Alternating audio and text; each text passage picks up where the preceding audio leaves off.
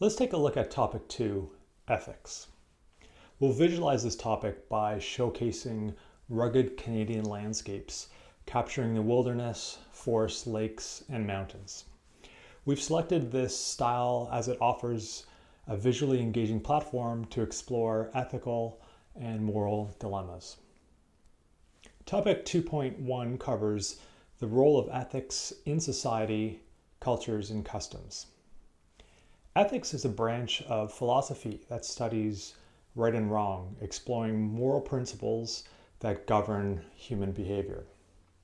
Morality refers to a set of principles or rules that distinguish between right and wrong behavior, guiding how individuals should act. For the professional to come up with the best solution, it should be both technically correct and ethically right. In order to do this, the professional can look to their association's code of ethics and to ethical theories, which will be discussed in an upcoming slide. Consider the role of mentors and experienced professionals in shaping your ethical framework. How have their guidance and examples influenced your approach to ethical decision-making in your field? Moral principles are developed by societies and groups, reflecting collective values and norms, but they are not legal standards.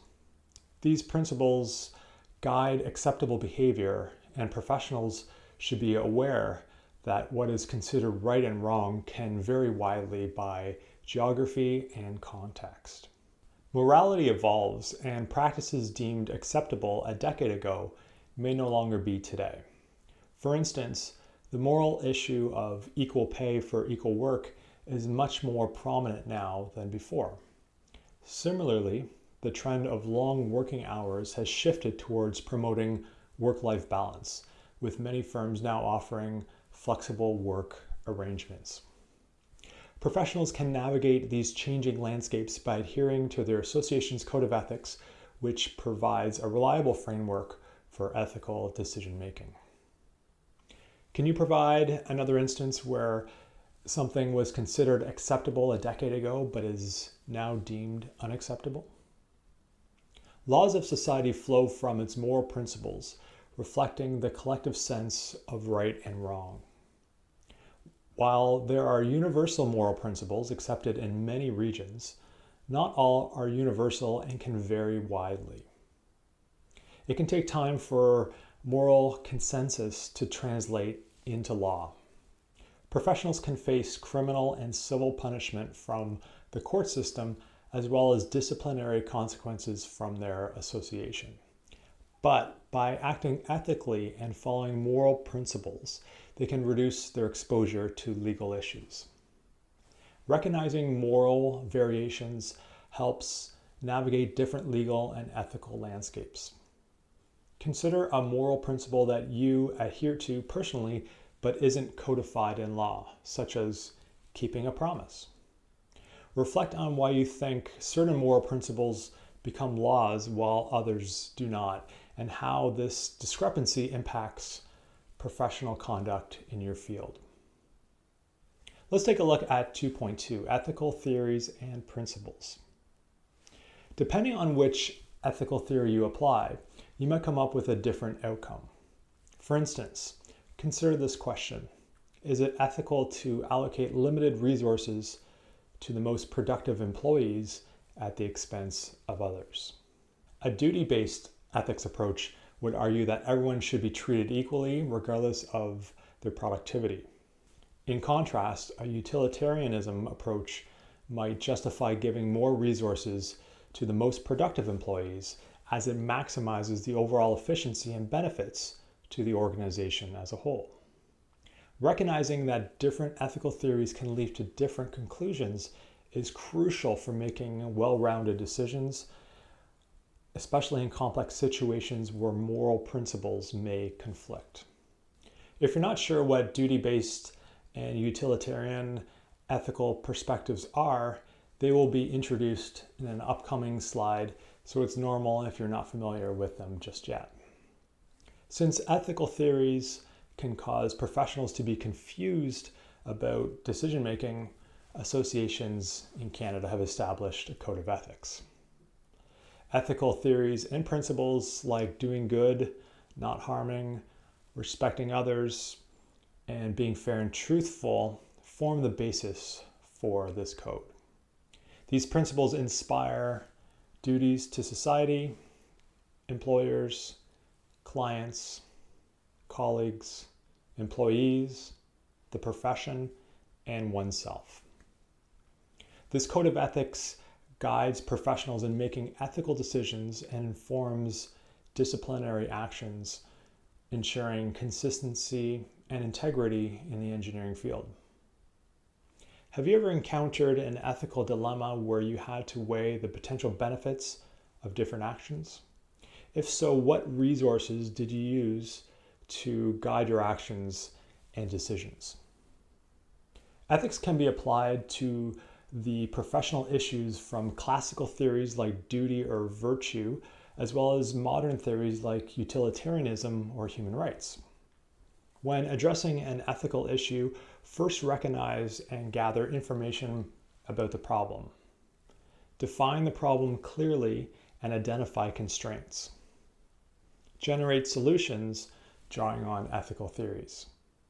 Evaluate the benefits and drawbacks for each solution, considering legality and impacted parties. Choose the optimal solution and implement it. This process ensures balanced decisions that uphold ethical integrity, protect human rights, and foster virtue in professional practice. Do you believe that one step in that decision-making process is more important than the others? Why or why not? John Stuart Mill's utilitarianism is an ethical theory that advocates for actions that maximize overall happiness and well-being. It evaluates moral worth of actions based on their outcomes, aiming for the greatest good for the greatest number of people. Decisions are judged by their ability to produce positive consequences. Utilitarianism is consistent with democracy. Immanuel Kant's duty ethics, or formalism, emphasizes the importance of moral duties and principles. It asserts that actions are morally right if they adhere to universal rules, regardless of outcomes. Kantian ethics stresses actions from a sense of duty, respecting the inherent dignity of all individuals, and prevent harm to human life. John Locke's human rights theory says that everyone has natural rights to life, freedom, and property. These rights are basic and must be protected by governments. Laws and rules should focus on ensuring these essential rights, helping people to live freely and safely in a fair society. Aristotle's virtue theory focuses on developing good character traits like courage, self-control, and wisdom. It teaches that ethical behavior comes from practicing good habits and aiming for personal excellence.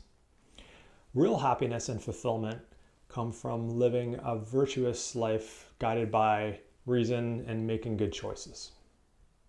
Each of these theories have pros and cons and may lead to different decisions or outcomes.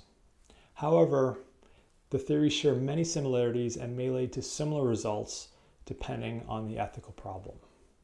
Can you think of a real-world scenario where applying utilitarian principles might lead to a different decision than following other ethical theories such as duty or virtue ethics?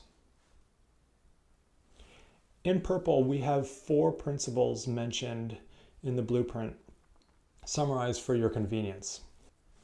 We've taken it a step further by introducing the acronym RULE to help easily remember these topics. R stands for rights that Locke's theory did protect. U for utilitarianism seeks the greatest good effect. L for laws are what Kant's duty expects, and E is for excellence in character, Aristotle's virtue reflects.